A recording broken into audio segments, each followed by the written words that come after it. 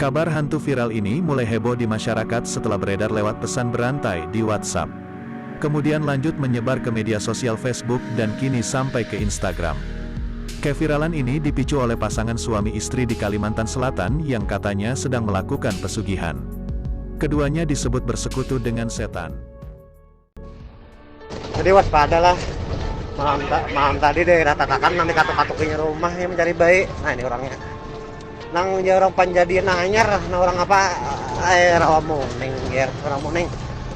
Dan nang viral. Nang kada kalau dibacakan ayat kursi, ayat mayat ya ini orangnya. Cuman syaratnya di rumah harus ada kilimau nipis. Gentayangan orangnya. Nah itu infonya lah, jangan dianggap waka, ini asli.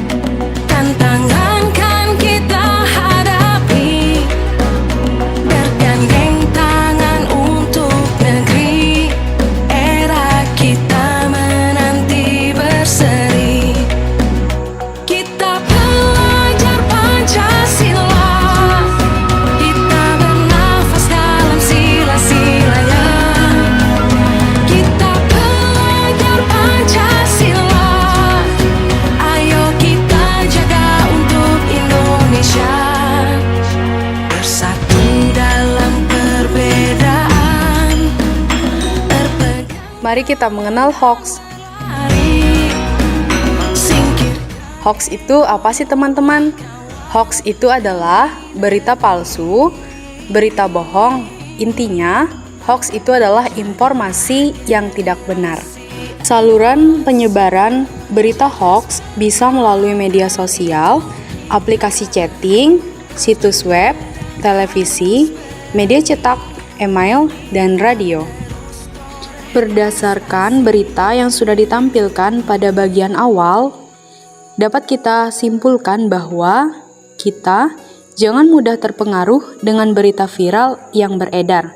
Semuanya harus kita saring terlebih dahulu melalui tindakan penangkal hoax, yaitu langkah pertama yaitu periksa data.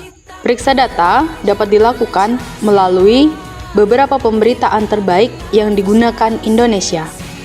Portal berita online terbaik di Indonesia ada Tribun, Detik.com, Kompas.com, Liputan6.com, Merdeka.com, Kapanlagi.com, Okezone.com, Tempo.co, Viva.co.id, dan lain-lain. Misalnya, kita mendapatkan suatu isu, kita dapat mengeceknya di beberapa situs yang telah saya sebutkan tadi. Dengan adanya beberapa situs tersebut, kita dapat cek keaslian beritanya. Langkah yang kedua yaitu cek keaslian foto. Cara untuk mengecek keaslian foto bisa dengan memanfaatkan mesin pencari Google, yakni dengan melakukan drag and drop ke kolom pencarian Google Image. Hasil pencarian akan menyajikan gambar-gambar serupa yang terdapat di internet, sehingga bisa dibandingkan. Langkah yang ketiga yaitu ikut grup diskusi. Mengikuti grup diskusi bisa di WA Group dan di Instagram. Di grup-grup diskusi ini, para pembaca bisa ikut bertanya, apakah suatu informasi merupakan hoax atau bukan, sekaligus melihat klarifikasi yang sudah diberikan oleh orang lain. Semua anggota bisa ikut berkontribusi sehingga grup dapat berfungsi dengan baik. Langkah yang keempat yaitu hati-hati dengan judul yang provokatif. Ciri dari berita hoax biasanya dapat dilihat dari judulnya, yaitu judulnya kebanyakan membuat kita takut berlebihan. Judulnya secara tidak langsung seolah-olah membuat kita yakin dan percaya bahwa berita tersebut benar adanya. Oleh karenanya, apabila menjumpai berita dengan judul provokatif, sebaiknya kita mencari referensi berupa berita yang serupa dari situs online resmi. Kemudian, bandingkan isinya. Apakah sama atau berbeda? Dengan demikian, setidaknya kita sebagai pembaca bisa memperoleh kesimpulan yang lebih berimbang. Langkah yang kelima, yaitu cermati alamat situs. Berita yang beredar kebanyakan dari media sosial yang siapa saja bebas berpendapat dan menyampaikan kabar berita serta berekspresi. Kebanyakan yang menyebarkan berita tersebut tidak berasal dari situs resmi, melainkan dari omongan banyak orang yang kemungkinan kebenarannya sulit dibuktikan. Menurut catatan dari Dewan Pers, di Indonesia terdapat sekitar 43.000 situs di Indonesia yang mengklaim sebagai portal berita.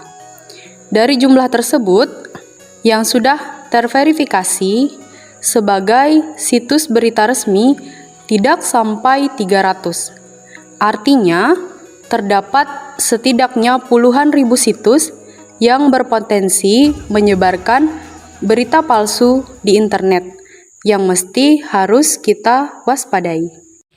Stop hoax. Stop hoax. Stop hoax dari sekarang. Stop membaca berita hoax karena banyak merugikan orang lain. Stop hoax. Jadilah netizen yang baik dengan selalu menyaring berita terlebih dahulu baru sharing. Oke? Terima kasih.